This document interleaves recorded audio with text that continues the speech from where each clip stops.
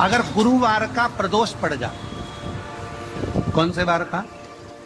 गुरुवार का प्रदोष पड़ जाए, बृहस्पतिवार का यदि प्रदोष पड़ जाए, तो प्रदोष के दिन प्रदोष काल में, प्रदोष के दिन प्रदोष काल में इस शिवालय में जाएं, शंकर के मंदिर में जाएं, एक ही दिए के अंदर एक फूल बाती, कैसी बाती है? फूल बाती, और उसी दिए के अंदर एक लंबी बाती, दो बाती। कौन सी बाती हैं? जम के बोलो जरा। एक फूल बाती, एक लंबी बाती, दो बाती। एक ही दिए के अंदर फूल बाती, लंबी बाती दोनों रख लें। थोड़ा सा घृत की बातियां, तेल की बाती नहीं, घी की बाती रखें, और दोनों बातियां उसमें रखकर 3 बेलपत्र भगवान शंकर के मंदिर में लेकर जाएं। दिए को भी प्रज्वलित नहीं करना है।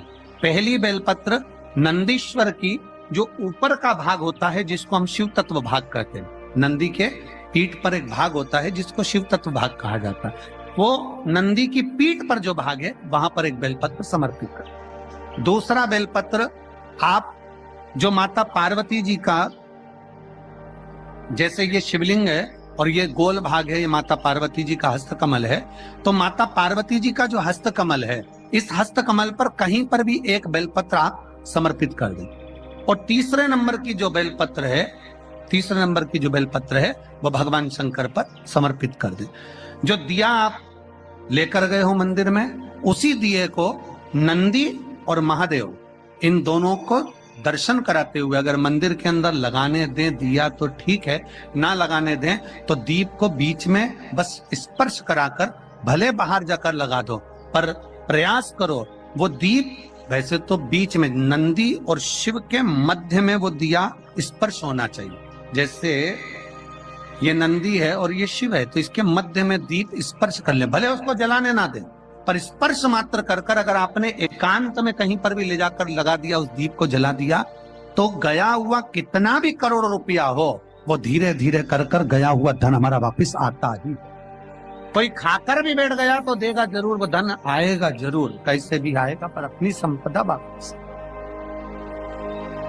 कल भी कथा में कहा था कि मंदिर नहीं जा सकते तो उसकी चौखट का दर्शन करो, उसके दरवाजे के द्वारपाल वीरभद्र मणिभद्र और उसके चौखट पर बैठी है भाग्य देवी। शिव महापुराण की कथा कहती है, जो शंकर भगवान के, आप कभी अगर मौका लगे तो प्रयास करा करो कि शंकर के शिवालय में जब आप प्रवेश करें, शंकर भगवान के शिवालय में जब आप जल चढ़ाने के लिए जाएं, तो वहां जो मुख्य जो गर्भगृह की जो चौखट होती है, गर्भगृह की जो चौखट होती है, प्रयास करना चाहिए कि उस गर्भगृह की चौखट को प्रणाम करना चाहिए। और प्रयास ये भी करो कि गर्भगृह की जो चौखट होती है उस पर लात न रखते हुए आप उस चौखट को लांघने का प्रयास करा करो। चौखट को लांघ, गर्भगृह की चौखट को प्रणाम।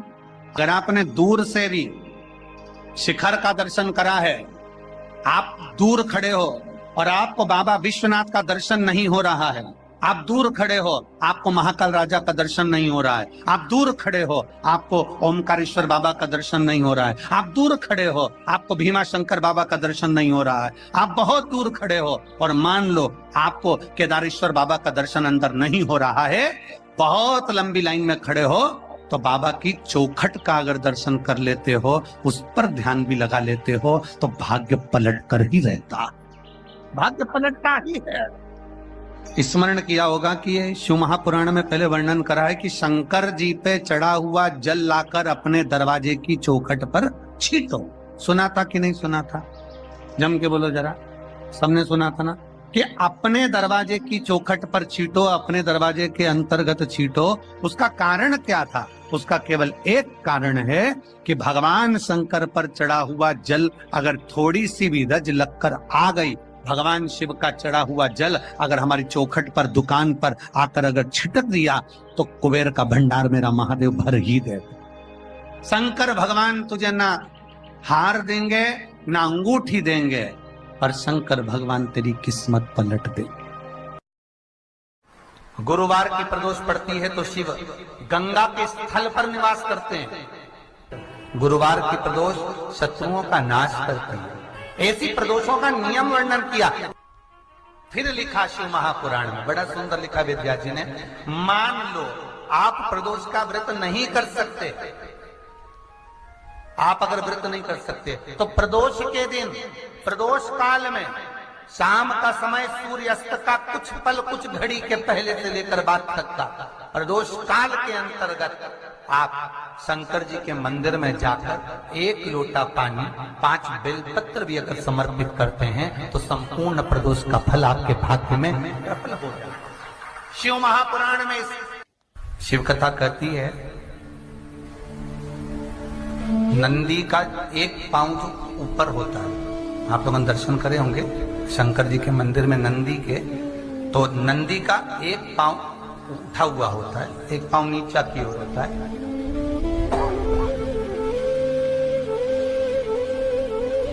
शिव पुराण की कथा कहती है, मान लो कोई हड्डी से जुड़ा हुआ रोग, नेत्रों से जुड़ा हुआ, मस्तिष्क से जुड़ा हुआ कोई रोग रहता है तो एक नीले कलर का फूल आता है महाराज, उस फूल में हल्दी डालकर गुरुवार का प्रदोष पड़ने पर जो नंदी के पांव के पास समर्पित कर देता है महाराज, उसका रोग धीरे धीरे समाप्त होने लगता है। लिंग पुराण कहती है कि नंदीश्वर भगवान के सामने जो पुष्प समर्पित करा जाता है उसको, ये तो लिखा था स्कंद पुराण और शिव पुराण, लिंग पुराण कहती है जो फूल आपने समर्पित करा उसको लाकर पानी की बाल्टी में डालकर आप स्नान भी कर सकते हो, उससे भी हड्डी के जितने रोग होते हैं उसमें आराम लगने लगा। जैसे कहीं शरीर नहीं चल रहा, हाथ झुंड पड़ रहा है, हाथ काम नहीं कर रहा, हाथ में झुंझुनी आ रही है, कंपन आ रहा है, उसमें भी ये प्रयोग कर, पर होना चाहिए बृहस्पतिवार की प्रदोष। कौन से वार की? बृहस्पतिवार, गुरुवार की प्रदोष। प्रदोष के दिन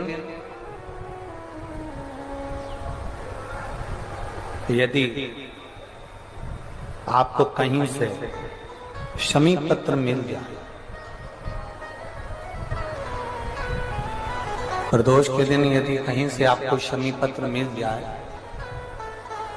और प्रदोष काल में, प्रदोष का जो समय होता है, शाम का जो समय होता है प्रदोष काल,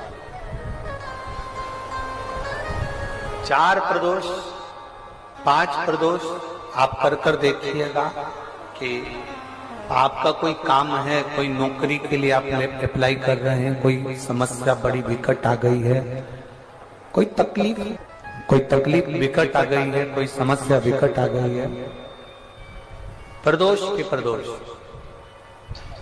प्रदोष काल में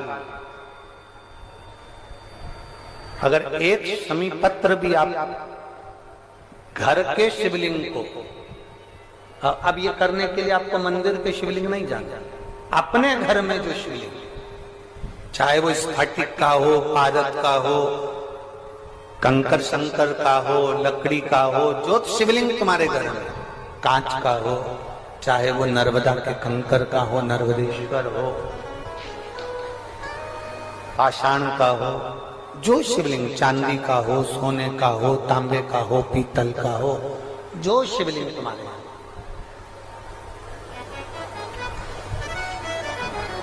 एक शमी पत्र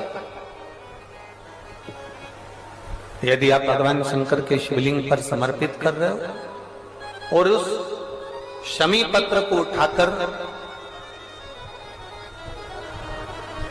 रात्रि को 9:15 की जो एक मुहूर्त होता है, एक समय होता है, जिस समय पर हम अपने मन की बात भगवान शंकर को कहते हैं, पूर्व में भी इसका वर्णन हम कर चुके हैं कथाओं में। उस 9:15 पर वो शमी पत्र को उठाकर एक कागज में, एक कटोरी में उसको रखते हैं। 4 या 5 प्रदोष के उस शमी पत्र को अपने पास में रखिए और जिस कार्य के लिए जा रहे हो उसको जेब में ऊपर के भाग में उसको रखकर लेकर जाइए, आपका वो कार्य सफल होकर ही रहेगा, वो रुक नहीं सकता।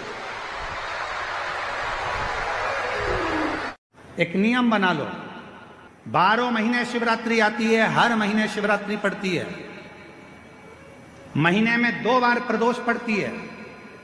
या तो प्रदोष का नियम बनाओ या शिवरात्रि का नियम बनाओ। एक होता है शमी का पौधा, एक होता है मंदार का पौधा। मंदार जानते हो सब लोग? बोलो तो जम के। सफेद आंकड़ा भी उसको बोलते हैं, मंदार भी उसको बोलते हैं। मंदार का पौधा और एक होता है शमी का। कहते हैं जिस व्यक्ति की जिंदगी में केवल घाटा ही घाटा लिखा हो, दुख ही दुख लिखा हो और कई साल हो गए हों किराए के मकान में रहते हुए या तकलीफ को भोगते भोगते, परिवार में कहीं सुख है ही नहीं, 2 पौधे को याद रखना। और दोनों पौधे की कथा हमने पूर्व में सुना चुके, मंदार और शमी। दोनों की कथा सुनाइए कि ये कौन से मुनि थे, कौन से ऋषि के बेटे थे, ये मंदार और शमी किसके पुत्र थे, सब कथा सुनो। आप YouTube पर सर्च करिएगा तो आपको कथा पूरी मिल जाएगी, आप उसको सुनो।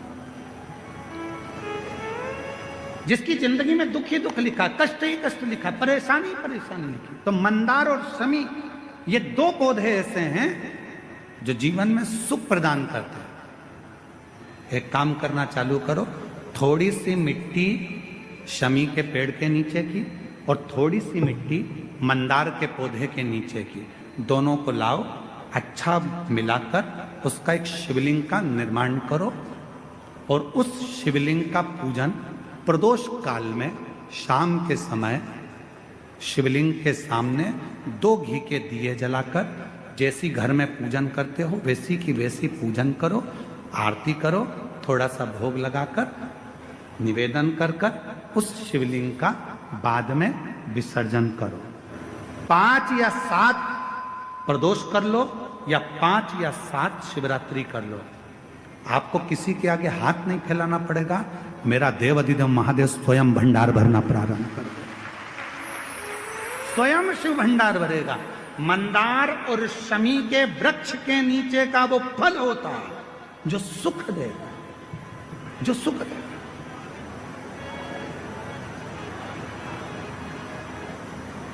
जो हमें आनंद प्रदान करता है।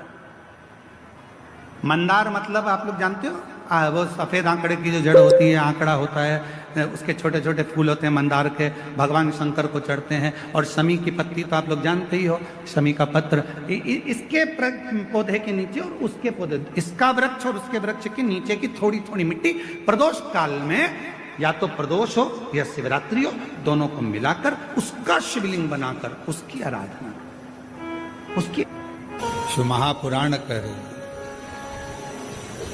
शमी का वृक्ष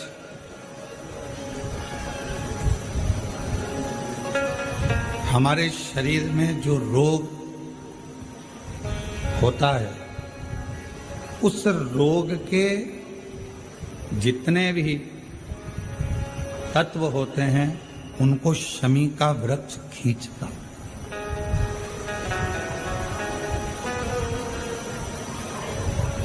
कल एक बहन ने प्रश्न किया कि गुरुजी, आपने कहा कि शमी का जो वृक्ष होता है वो बड़ा हो जाता है, बड़ा होने के बाद उसको घर में नहीं रखते, छोटा पौधा, छोटा सा पौधा घर में रख सकते, और वो छोटा सा जो पौधा है उसको तो हम घर में रख सकते हैं, पर वृक्ष, शमी का वृक्ष जितना बड़ा होता चले जाता है तो उसको घर से अपन रखते नहीं, उसको फिर कहीं बगीचे में या कहीं एकांत में या जहाँ उसकी जरूरत है वहाँ उसको लगा दिया जाए।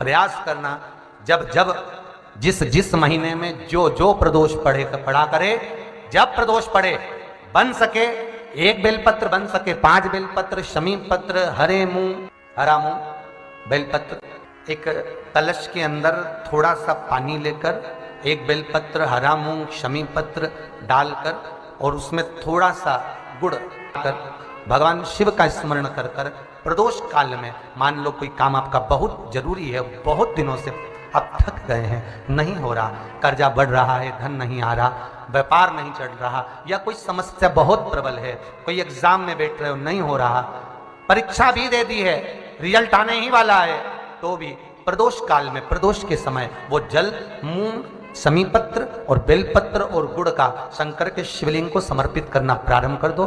2 या 3 प्रदोष करोगे, बाबा आपकी मनोकामना शीघ्र पूर्ण कर देगा। 2 या 3 करोगे।